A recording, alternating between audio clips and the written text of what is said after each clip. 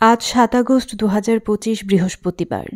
দেশের অন্যতম বেসরকারি আর্থিক প্রতিষ্ঠান ব্র্যাক ব্যাংকের একটি প্রতিনিধি দল কিডনি ফাউন্ডেশন হাসপাতাল সিলেট পরিদর্শনে আসেন। প্রতিনিধি দলে ছিলেন মারিয়া Anis Chowdhury, associate manager, strategic communication, external affairs, BRAC bank.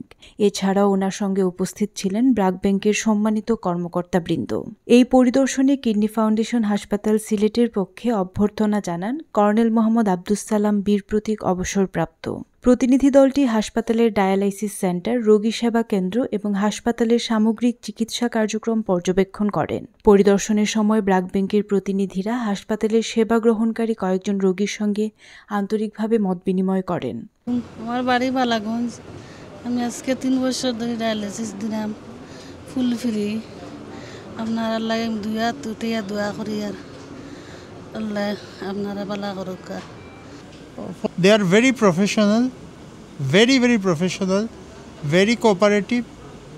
আর প্রত্যেকে বিশেষ করে এই যে ডক্টর নাজমুস সাকিব ভাই তো তুলনাও নাই, আরিফ সাহেব, যারা আছে অন্যরা, they all are very good. যারা নার্স যারা আছে, they all are very caring. মানে তারা কইয়া দাম নেই, মানে আই এম ভেরি স্যাটিসফাইড।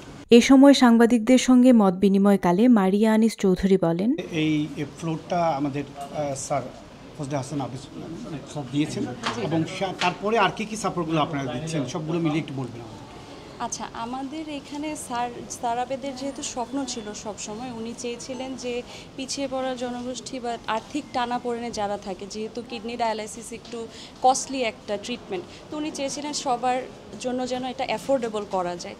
তো ওনার এই স্বপ্নটাকেই আমরা বাস্তবায়ন করার জন্য আমাদের এখানে এই ব্যবস্থাটা করে দেওয়া, যেন এই পেশেন্টরা এই ট্রিটমেন্টটা সহজে অ্যাফোর্ড করতে পারে। এই ডায়ালাইসিস সেন্টারটা আমাদের জন্য খুবই একটা গর্বের এবং অনুপ্রেরণার বিষয় যে স্যার আপনারা এখানে এইটা এস্টাবলিশ করে দিয়েছেন।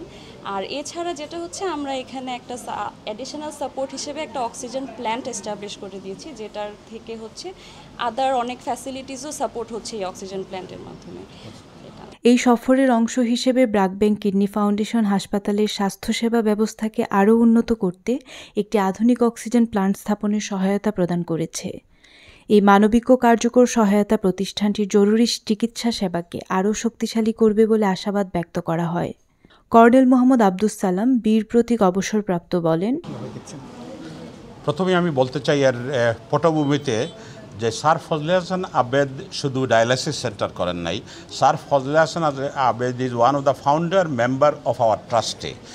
উনি জহিন আহমদ চৌধুরী FIBDBর and doctor Ziauddin Sadek from America, ফিলাডেলফিয়াতে আসেন উনি, আমি এবং ডক্টর সাকিব এবং বাকি কয়েকজন মিলে শেষে এইখানের মধ্যে ডক্টর মুশফিক আসেন, এই যে উনি আসেন ল্যান্ড দিয়েছেন সমস্ত জিনিস। আমরা প্রথম এই শুরু করি আমরা কয়েকজন, এবং স্যার ফজলে হাসান আবেদের ড্রিম ছিল যে উনি রিসেন্ট ভিজিট করে একদিন সে সকালে আমারে ফোন করে বলেছিলেন যে আমি এই ইন্ডিয়াতে গেলাম, ইংল্যান্ড থেকে আসলাম। উনি যখন অসুস্থ ছিলেন, সব জায়গাতেই গিয়ে দেখি যে সব জায়গাতে ডায়ালাইসিস ফ্রি, গভর্নমেন্ট দিচ্ছে, কিন্তু আমাদের দেশ এত বছর পরেও আমরা কিছু করতে পারি নাই।